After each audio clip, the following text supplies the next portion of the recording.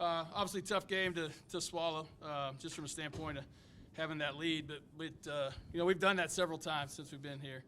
So I've got to do a better job of helping our girls understand what we need to do in those situations. I mean, when you're up 16 in the third quarter, 2 minutes to go in the third quarter, you should be able to win that game. And we turned the ball over too much, missed some shots in the paint again. So those are things that we'll continue to work on. Obviously, proud of our effort. I thought everybody that got on the floor did something positive for us. But again, we have those little stretches where back-to-back turnovers, or we miss a layup and then they come down and get one. And so you're talking about a two-possession, really a one-possession game, a 2-point game.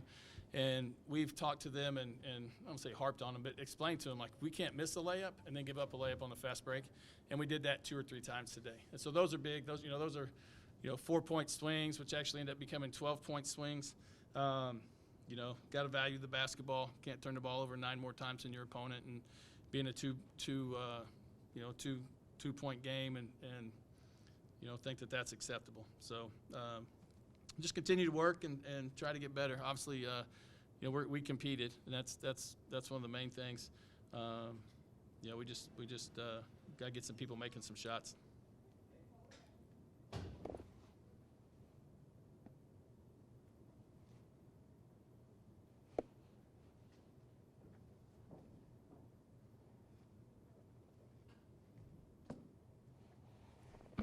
Sorry about that, Chad. I was writing.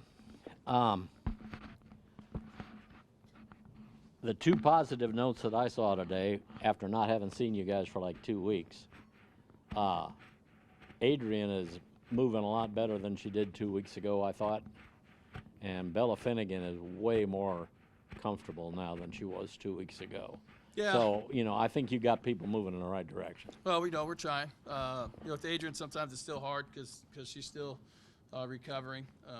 We're trying to build her minutes a little bit more. Today she played 24. I think last game she maybe played 20, whereas, non-conference games we were trying to keep her in that 16, 17-minute range. So now, we're trying to get a little bit more out of that.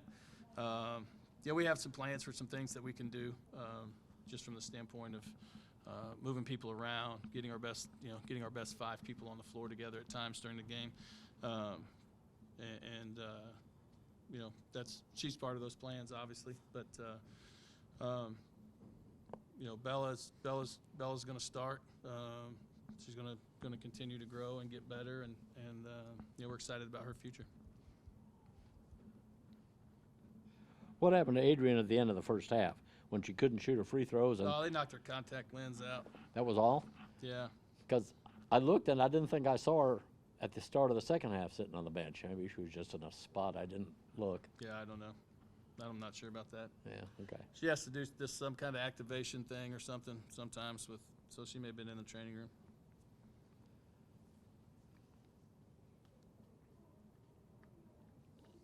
Attitude in the locker room, sad or pissed off? Probably both. I don't know. What would you say, Maya? Yeah. I mean, they know they're capable, but it's a matter of like executing in tight moments. You can't recreate that in practice. You can, but you can't. We work on late game situations, and we got a great look off the first one that we ran. We turned the ball over because we threw a bounce pass that doesn't need to be a bounce pass, and they anticipated it and made a play. But we also talked about meeting passes and how you got to meet passes, and if you don't meet passes, they're going to get hands on balls and everything else. So I wrote up on the mirror that probably after Western Kentucky game. We have a big mirror in the locker room, and I wrote on there, this is the biggest opponent you'll face today. And it is. I mean, we're our worst opponent. I mean, we're our biggest opponent. We're we have opportunities. And that's why I have confidence in what we're doing, that we're able to build these leads. We did it last year. We've done it this year a couple times where you build a lead, but you got to be able to sustain it. And you got to understand that people are going to come after you, and so you have to be that much better. You have to be that much stronger with the ball. You have to be that much better of a screener. you know, and you've only got so many timeouts. So when it starts to go wrong, you can't call a timeout every time because you may need some for the very end of the game like we needed today. So, you know, there's some balance to that there. You know, we have 4 kids with 3 turnovers, 2 others with 2. You know, we played 9 people, 10 people. So you can't have that many. Turnovers. Like you can't turn it over 20 times in a game where you only score 58 points.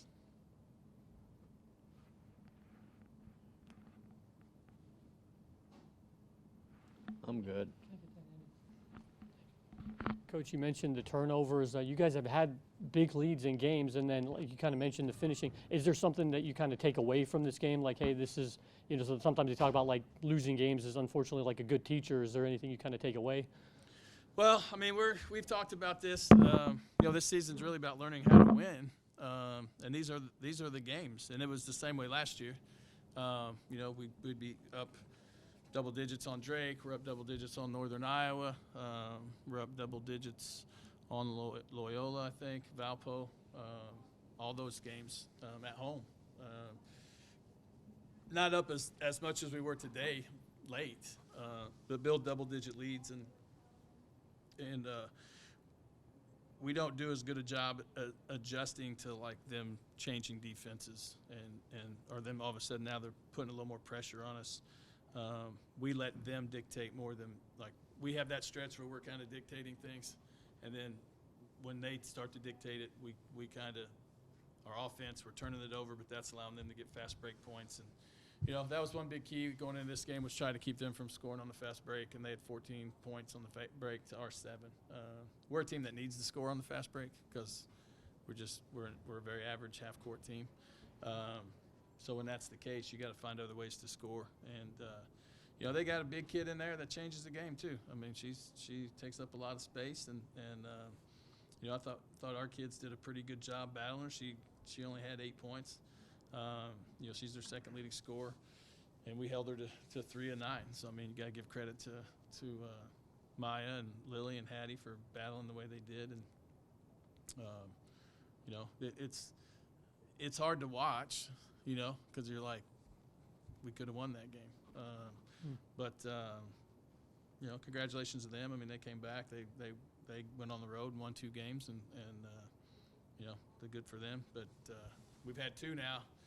I think we've shown or we're showing that we can compete with anybody in the league, but we're that little bit off. It's a broken record right now in the locker room because it's the same stuff we talk about all the time. Just a matter of learning how to finish. Yeah. Thanks, Coach.